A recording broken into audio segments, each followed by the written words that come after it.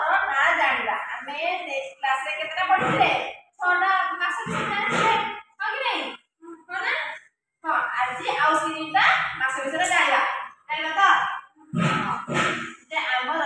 fast होची कोन 3टा जानिले रे कहले देखि फास्ट तो हमें सॉरी 6टा जानिले ना ए कहले देखि 6टा जब जानिले कोन कोन तापर मोर 3टा पढे को को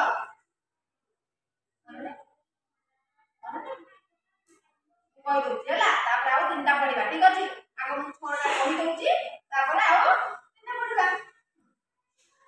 एही ओस फास्ट होची बैशाख मास मन रखियो समस्त हला तापर ज्येष्ठ मास आषाढ़ मास श्रावण मास भाद्रव मास तापर आश्विन मास एति जाने पढिथिले ठीक अछि आगो 6टा में पढिथिले कि नहीं पढिथिले आ 3टा मिसैबा हला तापर होची कार्तिक मास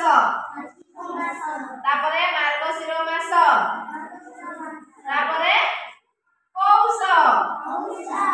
मार्गशीर मास रे कोन होय कहले देखि एबे मार्गशीर मास चलीछि कोन होय को समस्ते घरे सब मां माने सब को करती कहले देखि जेजी को तम घर सब मां को करती गुरुवार दिन कहले देखि तो झोटी पकाती कि नहीं तम घरे पकाती ना को जल्दी लाग झोटी पकाती तम मां तम घर को नंदी मां झोटी को नंदी जो धड़ा धड़ा जो को झोटी बुझो को नंदी तम घर पकाऊ तम जानि ना तम घर पकाती तम मां केबे पकाऊ गुरुवार दिन हां तम घरे पकाती तम घरे आके तम घर पकाती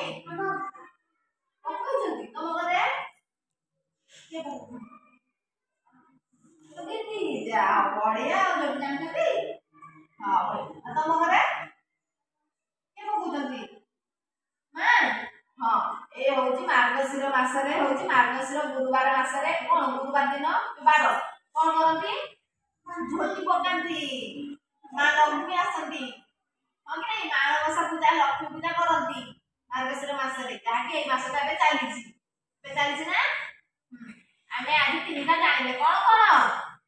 कोन को मास जानिले कहले देखि कार्तिक मास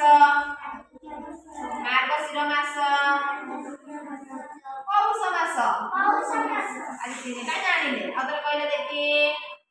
कार्तिक मास तापरे